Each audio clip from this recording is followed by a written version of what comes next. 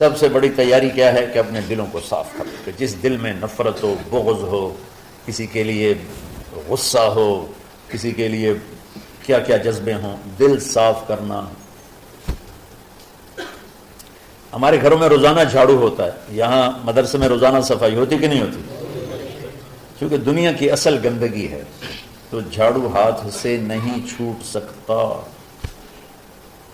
حرم شریف میں دیکھا کیسے چاروں طرف خدام پھر رہے ہوتے ہیں برش لے کر۔ کہ تمہارے مولوی شاہد صاحب بھی ایک دفعہ وہاں خدام حجاج میں گئے تھے، میں نے ان کے ہاتھ میں برش دیکھا، وہی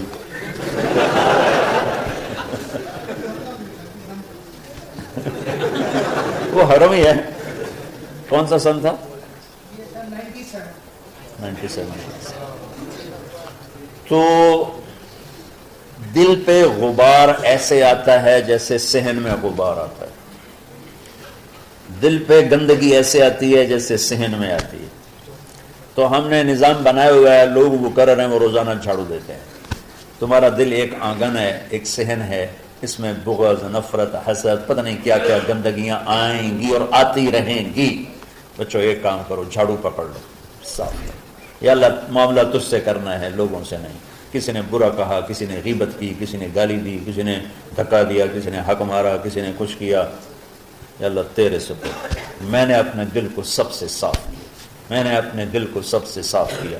یہ اتنی بڑی عبادت ہے، بڑے نفلوں والے، تہجد والے، حج عمرے روزے والے تمہیں نہیں پکڑ سکیں، کیونکہ اس کا کرنے والا دنیا میں کوئی نہیں۔ نفل پڑھنے والے تو بے شمار ہیں، عمرے کرنے والے بے شمار ہیں، حاجی بے شمار ہیں، سخاوت کرنے والے بے شمار ہیں، لیکن اس ٹکڑے کو صاف کرنے والا لاکھوں میں ایک بھی نہیں۔ مشکل کام، آپ یہ سیکھ لیں، صاف کرو، صاف کرو، صاف کرو۔ یہ رمضان کی سب سے بڑی تیاری اور علم کو حاصل کرنے کی سب سے بڑی چابی ہے کہ اپنے دل کو کھلا کر لو۔ کوئی چیز خالی ہوگی تو کچھ آئے گا۔ جس دل میں بغض بھرا ہو، نفرت بھری ہو، حسد بھرا ہو، کینہ بھرا ہو، اس میں خاک آئے، اس میں تو علم کی ایک کرن بھی نہیں آئے گی۔ اس زبان سے چاہے جتنے مرضی موتی بکھیرے، دل اس کا اندھا ہوگا۔ لا تعمل الابصار ولكن تعمل القلوب التي في الصدور۔ یہ آنکھوں سے اندھے نہیں، دل سے اندھے ہیں۔ تو بچوں اپنے دل کو صاف کرنا سیکھو۔ وہ کتنی مشہور حدیث ہے، آپ نے کہا اس دروازے سے ایک جنتی آ رہا ہے، ایک انصاری صحابی داخل ہوئے، جوتا ہاتھ میں، داڑھی میں وضو کا پانی۔ اگلے دن اس دروازے سے ایک جنتی آ رہا ہے، تو ایک صحابی آئے، ہاتھ میں جوتا، داڑھی میں وضو کا پانی، وہی صحابی۔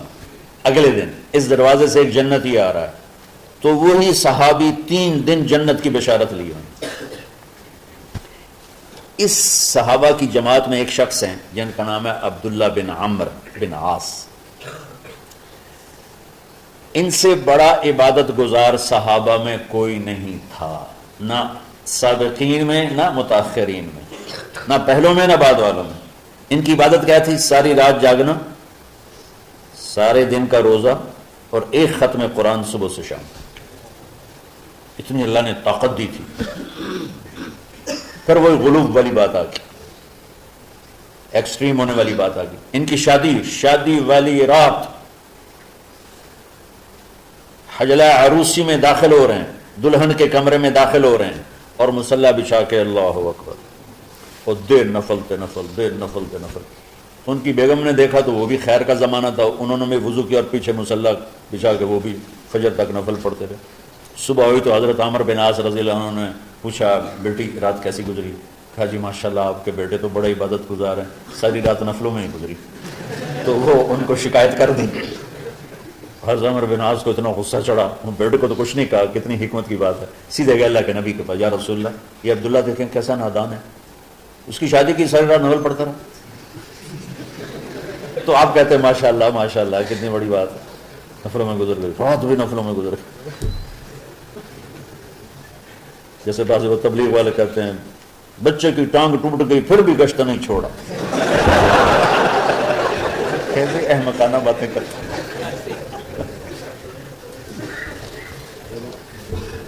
تو آپ نے حضرت عبداللہ بن عمر کو بلا کے ڈانٹا کہ تو نے مہینے میں 3 دن روزے رکھنے ہیں، بس نہیں رکھنے، اور ہفتے میں 1 قرآن ختم کرنا ہے۔ کہا یا رسول اللہ میرے اندر طاقت زیادہ ہے. پھر اچھا 15 دن روزے رکھنے، کہنے میرے اندر طاقت زیادہ ہے. آپ اس کو تھوڑا تھوڑا کر کے گھٹاتے رہے اور وہ ہر دفعہ نہیں یا رسول اللہ میرے اندر طاقت زیادہ ہے. تو آخر میں آپ نے کہا اچھا چلو 100 میں داؤدی پہ آ جاؤ، 1 دن روزہ رکھو، 1 دن افطار کرو اور 3 دن سے پہلے قرآن ختم نہیں کرنا. تو آپ نے اس کو پیچھے کیا. یہ بیٹھے تھے اس محفل میں، ان کے دل میں آیا کیا یہ بزرگ مجھ سے زیادہ عبادت کرتے؟ رات میں ساری جاگتا ہوں، دن روزہ رکھتا ہوں، 1 ختم کرتا ہوں، تو جنت کی بشارت تو مجھے ملنی چاہیے تھی، ان کو کیسے مل رہی ہے؟ یہ کسی کتاب میں نہیں لکھا کہ یہ ان کا جذبہ تھا، لیکن جو کہ میں ان کی سیرت کو جانتا ہوں تو مجھے خیال آتا ہے کہ ان کی نفسیات میں یہ بات آئی ہوگی، کیونکہ صرف انہیں کو خیال آیا کہ میں جا کے دیکھتا ہوں کہ یہ بزرگ کیا کرتے ہیں. تو ان کے پاس پہنچ گئے. چاچا، ذرا وہ ادھیڑ عمر تھے، چاچا وہ میرے ابا تھوڑے ناراض ہیں تو کچھ دن آپ کے پاس گزار لوں. کا بیٹا بسم اللہ آ جاؤ. اب رات ہوتے ہی عشاء کی نماز پڑھ کے انہوں نے جلدی سے چادر اوپر لی اور یوں سرا کر کے ان چاچے کو دیکھنے لگے ایسے کہ اب یہ کیا ساری رات سجدہ کرے گا اور ساری رات روتے روتے روتے روتے مصلی گیلا ہو جائے گا، یا ساری رات رکوع کرے گا، ساری رات قیام کرے گا، ساری رات قرآن پڑھے گا. اس تصور سے یوں دیکھ رہے. اور وہ بزرگ صحابی تشریف لائے، سرانے پہ سر رکھا، اللہ بسم کا منہ تو وہ آہیا ہو گئے. اب یہ دیکھ رہے ہیں ابھی اٹھیں گے، ابھی اٹھیں گے، ابھی اٹھیں گے. فجر کی اذان پہ اٹھے. اب یہ تو حیران پریشان ہو گئے کہ یہ کیا. اس زمانے میں تو منافق تہجد نہیں چھوڑتے تھے ڈر کے مارے کہ پتہ نہ چل جائے ہمارے کفر کا. تو یہ چاچا جنت بھی لے گیا تو ستا بھی پیا کہ چلو کل دیکھوں گا. اگلی رات پھر چادر سر پہ کر کے اور یوں سوراخ کر کے لیٹے ہوئے اور دیکھ رہے. چاچا پھر تشریف لائے اور سرانے پہ سر رکھا، اللہ بسم کا منہ تو وہ آ ہو گئے. فجر کی اذان پہ اٹھے. یہ اور پریشان ہو گئے کہ میرا نبی کا فرمان تو سچا ہے، اس میں تو شک بھی کفر ہے، لیکن عمل کیا ہے جس پر اس کو جنت کی بشارت ملی؟ 2 رکعت نفل بھی نہیں. اور آج کے دور میں تم میں سے ماشاءاللہ اکثر بچے تہجد پڑھتے کہ 1 رات اور دیکھوں گا، تیسرے اللہ بسم کا منہ تو ساری رات. تو تیسری رات پھٹ پڑے عبداللہ بن عمر، کہنے لگے چاچا میری ابا سے کوئی لڑائی نہیں تھی، 3 دن میں تیرے بارے میں سنتا رہا، جنتی جنتی جنتی. میں دیکھنے آیا تھا کہ آپ کیا کرتے ہیں. آپ تو کچھ بھی نہیں کرتے ہو، ساری رات سوتے رہتے ہیں، اب کیا کرتے ہو؟ میں کہا بیٹا یہی ہے جو تم نے دیکھا ہے. اب ان کو سمجھ میں نہیں آ رہا کہ یہ جوڑ کیسے بٹھاؤں، ادھر جنت کی بشارت، ادھر ساری رات خراٹے. اب یہ اس میں جوڑ کیسے بٹھاؤں؟ تو نبی کی بات تو غلط ہو نہیں سکتی. تو اب وہ نا ایسے نا بڑے بے دل سے ہو کر واپس مڑے. پتہ نہیں کی چکر ہوئے گی کوئی گل. کہ وہ دروازے تک پہنچے تو کہنے لگے بیٹا ادھر آنا. واپس آ گئے. اب میں تمہیں اصل راز کی بات بتاتا ہوں. کیا ہے؟ تو یہاں ہاتھ رکھا، کہا یہ جو دل ہے نا اس میں کسی انسان کی نفرت نہیں. اور جب اللہ کسی کو رزق دیتا ہے، عزت دیتا ہے، مجھے کبھی حسد نہیں ہوا، مجھے خوشی ہوتی.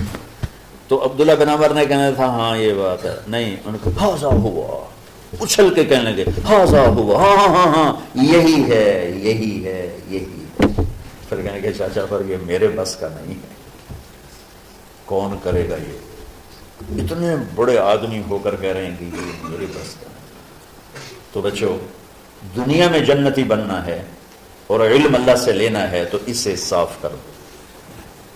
سب کی نفرت سے صاف. اس نے مجھے یہ کیوں کہا، اس نے مجھے یوں کیوں دیکھا، اس نے میرے بارے میں یوں کیوں کہا، اس نے میرے بارے میں یہ کیوں لکھا. اس کی تعریف ہوتی میری کتنی برائی ہوتی. صرف تعریف تو نہیں، بھرا پڑا سوشل میڈیا مجھے گالیاں دیں. اللہ کے فضل سے میرے دل میں ایک ذرے کے برابر کبھی کوئی منفی جذبہ نہیں آیا. آئے تو میں دھو کے صاف کر دیتا ہوں کہ اللہ میں نے اپنے دل کو صاف کیا، میرا معاملہ تیرے ساتھ ہے، کسی کے ساتھ نہیں. یہ یاد رمضان کی سب سے بڑی تیاری، علم کے حاصل کرنے کا سب سے بڑا ہتھیار آپ کو یہ نہیں کہ تمہیں کتابیں یاد ہو جائیں، تمہیں اشعار یاد ہو جائیں. میں کتابوں کا حافظ تھا جب میں پڑھتا تھا، اور دیوانوں کا حافظ تھا اشعار کا. تو کچھ بھی نہیں یاد رہا کیونکہ وہ پڑھائی والے راستے پر چلا نا. اللہ نے تبلیغ میں چلایا، پھر بیماریاں آ گئیں، مصروفیتیں آ گئیں، تو وہ مطالعہ ہی ختم ہو کے رہ گیا.